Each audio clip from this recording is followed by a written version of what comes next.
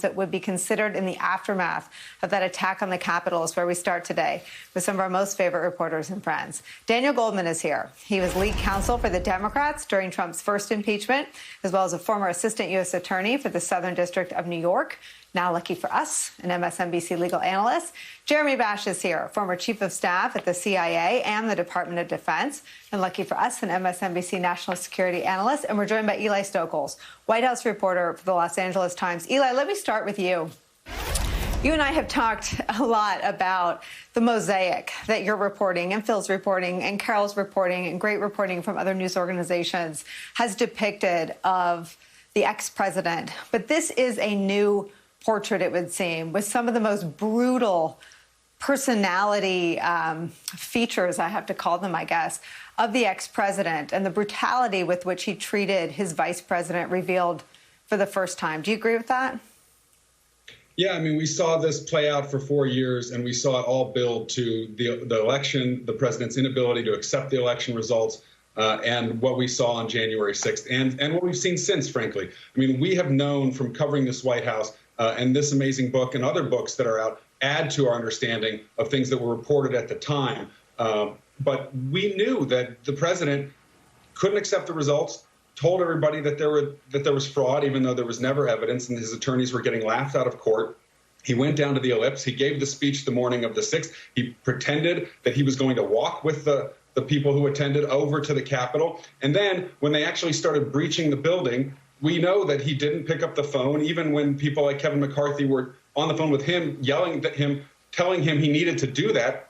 He wouldn't get on the phone and tell these people to stand down. It took him 3 takes to record a message to the supporters to tell them to go home. And the best take they could go with was the one where Trump said, "I love you, you're great people." So this has always been who Donald Trump is. But this just sort of texturizes our understanding of the fact of how much strain he put on everyone around him and on our democratic system. And it was hard to cover that in real time. It's maybe easier to take stock of it in hindsight. But it was shocking to watch play out in real time, obviously. And when you have the chairman of the Joint Chiefs telling people before Election Day came and afterwards that he was considering what would happen if Trump wanted to use the military to overturn the election, that he was thinking about those things in the run-up to the election itself, that he was talking about, you know, what he would do, how he would resign, how others would resign. I mean, just having to have those contingencies in place tells you that a lot of the people in the government, the Trump administration, knew the threat that was sitting in the Oval Office, and yet they all struggled with how to stop it, how to constrain Donald Trump. Obviously, there were a lot of enablers around Mark Meadows, Rudy Giuliani. There's obviously great reporting in the book about their role in sort of pumping Trump up and encouraging some of his worst impulses. But none of this is something that, you know, speaks to the health of our democracy. It just further illustrates how the Constitution is just a piece of paper, doesn't defend itself. The people who are entrusted with these positions of power, it's up to them to sort of carry our system forward. And for 4 years, there was great question as to whether or not the person at the top of our government was going to do that. Well, and I think, Jeremy, what the book allows us to do is stop using the word struggled with, tried and failed. I mean, they failed to protect the country from Donald Trump. They failed. They failed to protect Mike Pence from Donald Trump. And I want to read some more about Mike Pence's experience on January 6th. Lennig and Rucker go on to report at 2:26 p.m. after a team of agents scouted a safe path to ensure the Pences would not encounter trouble, Geibels, their top agent, Secret Service agent, and the rest of Pence's detail guided them down a staircase to a secure subterranean area that rioters couldn't reach, where the vice president's armored limousine awaited. Geibels asked Pence to get in one of the vehicles. Quote, "We can hold here," he said. "I'm not getting in the car, Tim," Pence replied. "I trust you, Tim, but you're not driving the car. If I get in that vehicle, you guys are taking off. I'm not getting in that car."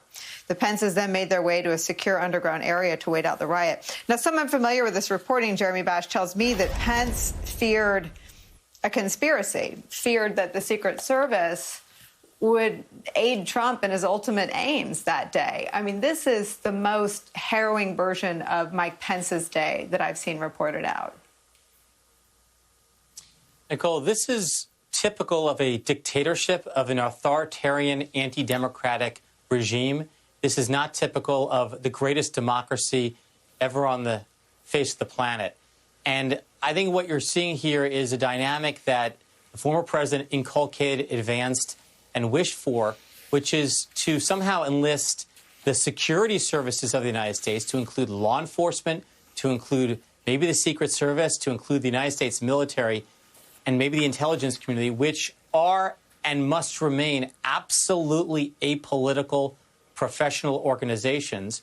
And I think it was his ambition to somehow insert them into his political gamesmanship to retain power. And, thankfully, those organizations are full of women and men who have sworn an oath to the Constitution, up and down the chain of command, who I think have been classically trained in the democratic ideals that underpin our security, intelligence, and military organizations.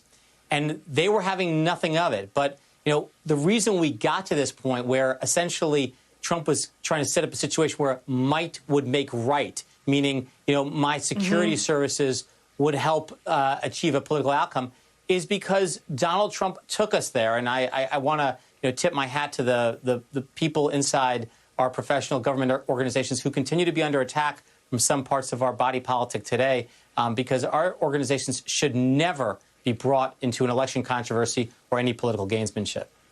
So, Jeremy, let me stay with you. I mean, I think you're also maybe speaking to or appropriately describing the role that we're learning General Milley played. Let me read this from Lenigan Rucker's new book. Milley felt he had to